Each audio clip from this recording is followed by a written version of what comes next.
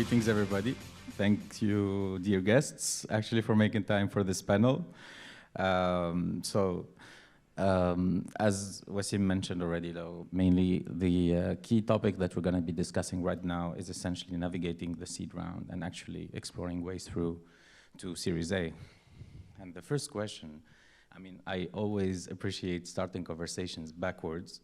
I'll probably start the question with basically what would be the key indicators that you would see, from your own perspective, of course, for a startup to be ready for a Series A investment? I mean, any insights here are most welcome. Divesh, you can dive in for your. Thanks for that. So it's a little bit difficult for me to start there. So we do pre-Series A investments. So we're actually trying to prep for what the Series A guys want, or at least to prep our startups for what the Series A guys want. The kind of position we've adopted is that the Series A guys start to be a lot more sophisticated. So they want to know that from this point on, you've figured out what your unit economic situation is, and that your scaling is all going to be in a business that can be profitable. And they can see the path to that profitability. Whether or not you are at break even or at profitability is not necessarily the point, but that you have clear line of sight to that. So what we try and do to our startups is encourage them to start thinking about how they articulate that, how they work through that in their operations, how they work towards that in their ops, but particularly in their reporting. I think that sophistication in the later stage, guys, is also about the documentation that they have. So the data room that a Series A guy is looking at needs to be a lot more sophisticated than perhaps what we do at a seed and a pre-seed stage. So we try to get the reporting of the guys up to scratch, your financials in terms of being verified and making sense, and your reporting on a regular basis. But I think Nivesh does it best. Yeah, absolutely. Thanks. Hey everybody, my name's Nivesh. I'm from a Pan-African growth stage fund called Norscan 22, investing across the continent. And yeah, so we mostly invest from Series A onwards. I think it's a pretty difficult question to ask because I think every fund has different requirements. Every GP and investment teams look for different things. But the way I like to think about it is, crossing the chasm from seed to Series A is really moving from visionary to almost pragmatism, where a lot of seed businesses have founders and teams and effectively traction and operations that are looking towards the future, working towards their vision, but a lot of things that haven't been proven yet. And effectively at Series A, at least at Norscan 22, we're really looking for a lot of evidence that you've proven that your business model is successful, that you're the right team, that there is a market opportunity, potentially there's an opportunity to expand into different markets. And there's different indicators based on different business models that can kind of give you a good indication of that. I mean, you talked about unit economics. I think we specifically do a lot of work around churn because that gives us a good view on product market fit. And do you really have a solution that is solving a market need that your customers are willing to pay for? I think someone yesterday, Ismaila, said that AI is a solution trying to find a problem, and that's I guess when you're at Series A stage, that should not be a question at that point in time. Yeah. Yep. Absolutely. Mr. Nauman also had like a very large perspective and very different perspectives, being like an ex-minister and actually operating on the bigger scale, but also as multiple-time investor. What's your take? Okay, thank you. First, I'd like to say thank you to Christophe publicly for making this happen, to bringing as much VCs to this country. Please give him a round of applause. Because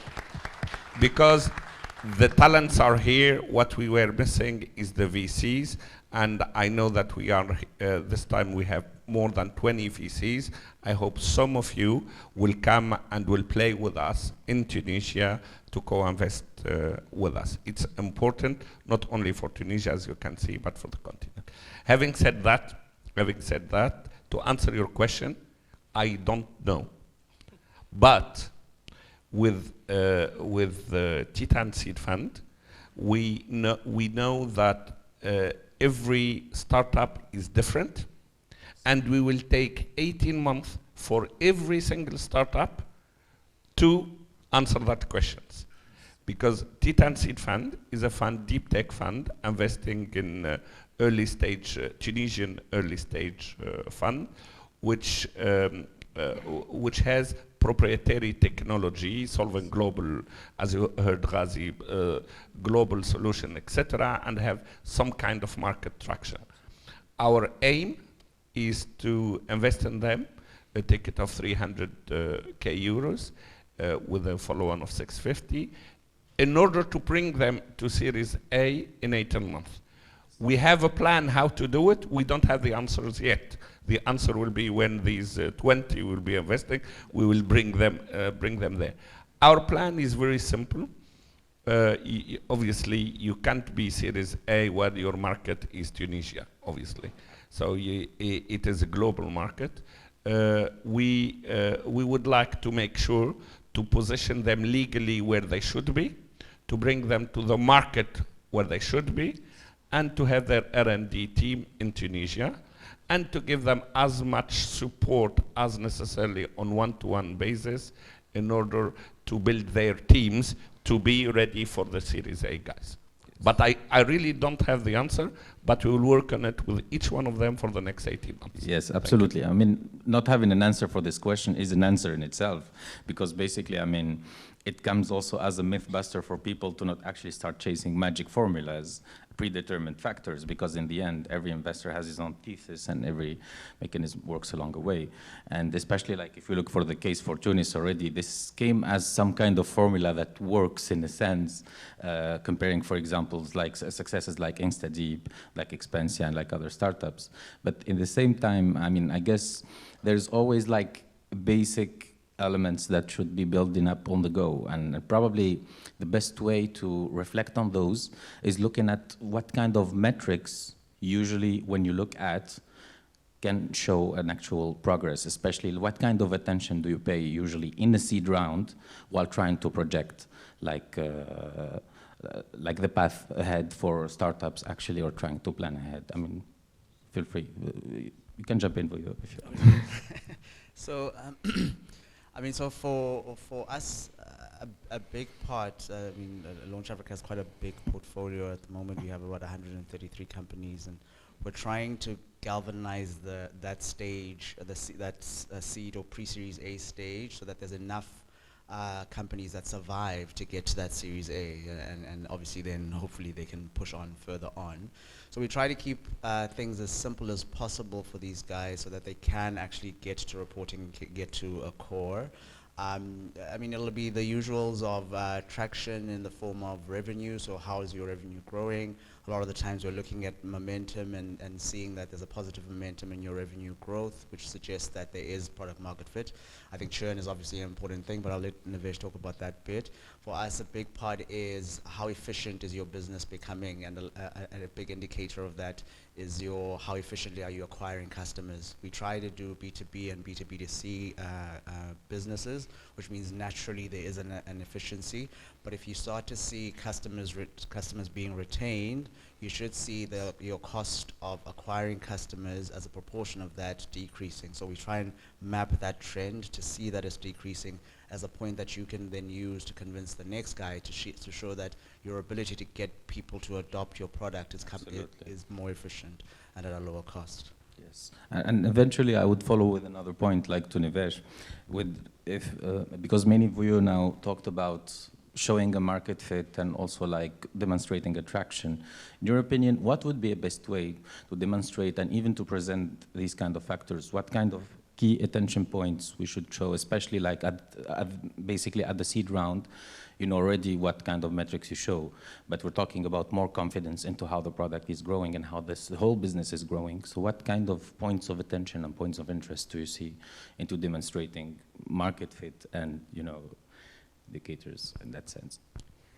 Yeah, so again, I think it's very different depending on the underlying vertical you're operating in. I mean, it will be very different for a deep tech business raising a seed round, probably still pre-revenue versus a B2B startup or a fintech, etc. I think any level of progression against key milestones is what you really want to highlight, right? So if you can show success on, if you're a deep tech startup, on your R&D side from a key team member hiring perspective, from a partnership with universities or any other relatable kind of partners, that's probably a good way to show at a seed stage some level of progression towards the ultimate goal of, you know, Series A, B, and C, where probably a lot more financially focused on traction perspective. And I think that's the key point. The best way to show that is obviously, you know, excluding deep tech and AI, etc. Just, can I acquire customers, and are they paying me, and am I acquiring more customers each month than the previous month? And just growth across those key metrics. You know, whether you're still pretty early on in terms of figuring out your pricing strategy, and that could be wrong. Your margins could be slightly lower, not ideally, but as long as you're showing progression at seed stage across a key couple metrics of showing product market fit, I think that's really the most important part. And I think also what's important is being able to be mature enough and highlight at the seed stage where your gaps are, but have a notable plan of how to address them. You know, I don't think at a seed stage you should be, you know, have the answer for everything, but I think at the minimum you should know where your questions are and have thought about how you're going to try and address them and experiment with different solutions. So I mean, you know, still pretty high level, but not at a metric level, but it's just really difficult given, you know, each vertical, each business is very different, each market's different. Yeah. Absolutely. I mean, we come again to the same answer. I mean, it's not a normative approach. And definitely, I mean, Mr. Nauman can echo that in the sense, right? Yes, but I'd like to be slightly harder that you mentioned. That is the ideation kind of very, very, very early seed stage. But at seed stage where you are looking for hundreds of thousands of dollars, euros, etc., you really need to show that you understand where you understand what is your value. You really need to show that you are open to all possibility and how to attract the talents, because you know that you cannot do it without the talents, and you understand where your market is. And the seed investor will help you to navigate the other hurdles and will open up doors for you in some markets, and prepare you to the next round of VCs. The next round, which is Series A. Don't think that it is a gamble and this spread and pray. No, people are. If it is my money when I was business angel, it is a hard decision, and it's a hard decision, not hard decision. Hard from the decision from the heart, and I invest because I like the person. And usually it works. It worked fine for me. But now VCs are managing other people's money. So other people's money is different question. They need to make sure that you really understand what you want. And I was speaking with Khaled yesterday or the day before from Africa Invest, who invested in Stadeep. And people said, oh, Africa Invest did the gamble, you know, and the gamble work. No, Khaled told me he read 3 books on AI to be able to understand what this business model is in order to go there. So do not underestimate the technical, how technical your investors is. It's not about the show, it's not about you, it's about the solution that you are bringing to the market and how you are going to do that. That's my take. Yes, absolutely. Thank you. And I mean, we could see a lot of, let's say, advices in the shape of do's. Let's probably reverse the question. In your opinion, what kind of don'ts, what kind of common mistakes that you see actually entrepreneurs doing in the seed stage that actually can hinder their efforts in the Series A? I mean, so, and it's quite a natural mistake to make, I guess, because you tend to stick with what you're good at. But the biggest mistake you can make as an entrepreneur at the seed stage is not understand that at the different stages, who you are changes. So you're kind of a salesman and maybe a tech developer in the main up until seed stage. But from seed stage all the way to Series A, and by the time you get to Series A, you need to start becoming a businessman. And what that means is all of the elements of the business beyond just the operations, and now I'm talking governance and I'm talking reporting, help you to move to the next stage. Not only because they help you understand your business a lot better, you understand what makes it tick, you have all of the metrics that you can use to take you forward, but you also have all of the variables to articulate what your business does and how your business does it well and how it differentiates you, so that the later stage guys, the technical guys, that the guys that the panel is speaking about now, can easily get to understand what it is that you do. So a big mistake would be to kind of understate the role of reporting and think that you're still kind of just trying to push growth at all costs. When you're getting to C stage, you need to start kind of thinking about, you're changing gears. Someone actually made an analogy saying that, it was Cameron actually, I think, that when you're changing gears, you have to kind of let your foot off of the accelerator, and what you'll see is that your rev count will go down, and you might think that you're now losing touch with the growth of your business. But actually that the rev count coming down is helping you to go to a higher gear so that you can go further.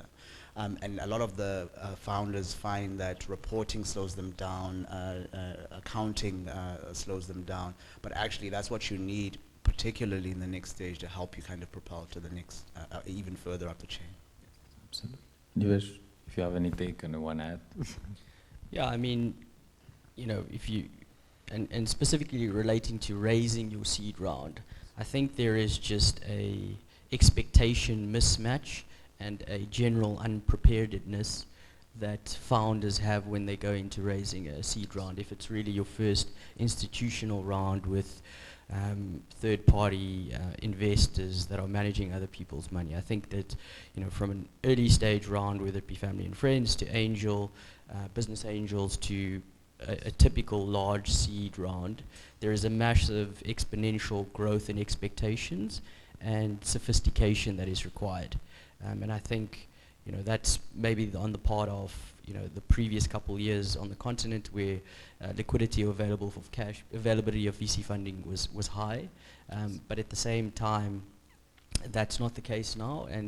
And moving from a seed round to a Series A is only compounded significantly. So there is a general unpreparedness in terms of being realistic around, you know, valuation terms, being prepared in terms of funding data rooms, you know, having established connections with, you know, the Tunisian VCs and global VCs 6 to 12 months before you actually need the cash in your bank.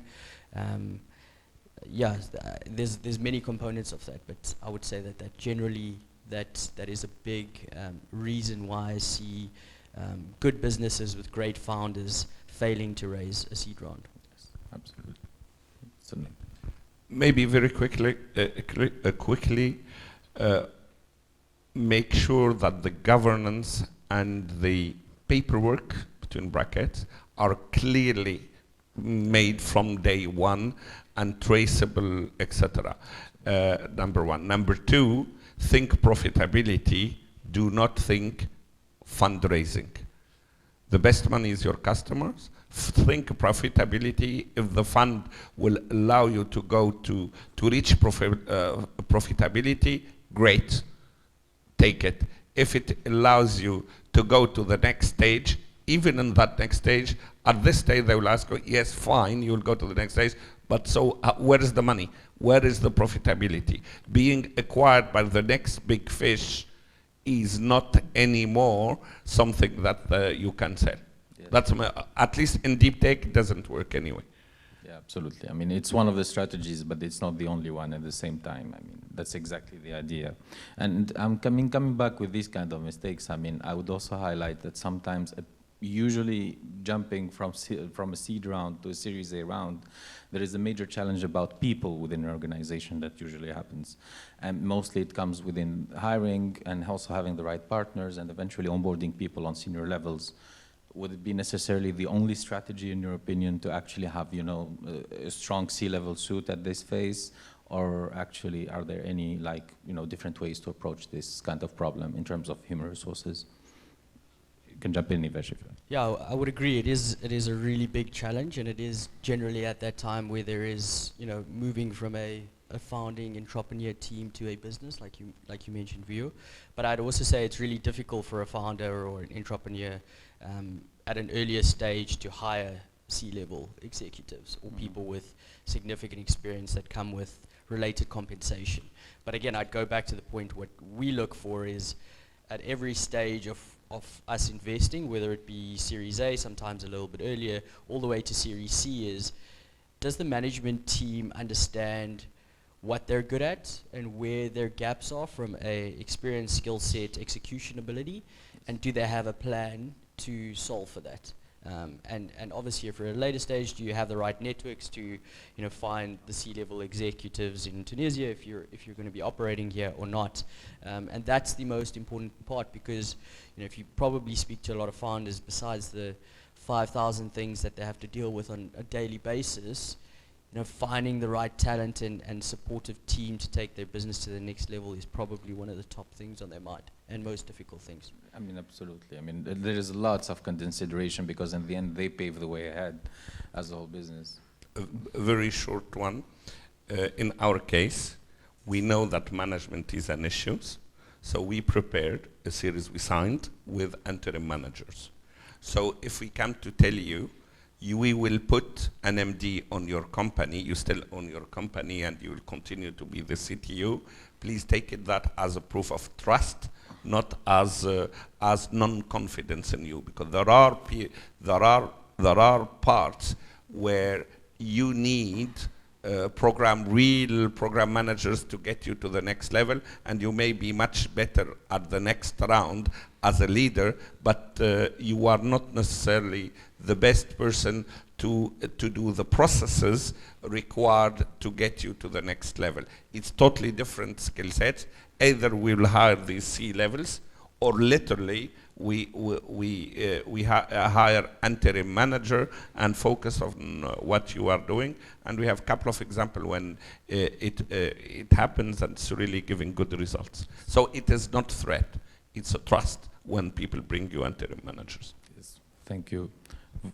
Vuyo, if you want to have a take on the topic. No, I mean, I think that's exactly the point. And maybe just to say that I know C-suite might sound expensive, so I think a lot of what you're trying to see is progression. So as long as you're, like Nivesh said, putting people with strengths in the positions that are needed for that stage, that's good enough. And if they start to learn and grow in those roles, that's also very important. Yes. Thank you so much. I mean, we can take one or two questions for the sake of time. If questions, please, audience. I presume the topics were that clearly covered. Or people are hungry as well. No, but there's still pitches, so please stay for the pitches, not lunch. Do not announce. Not lunch. All right. No questions? Okay. Thank you. Great job, Aziz Adem. Time management, excellent time management. Great talk. Thank you, Nivesh. Thank you, Norman. Thank you, Vuyo. You can meet with these guys in seconds if you want to take it.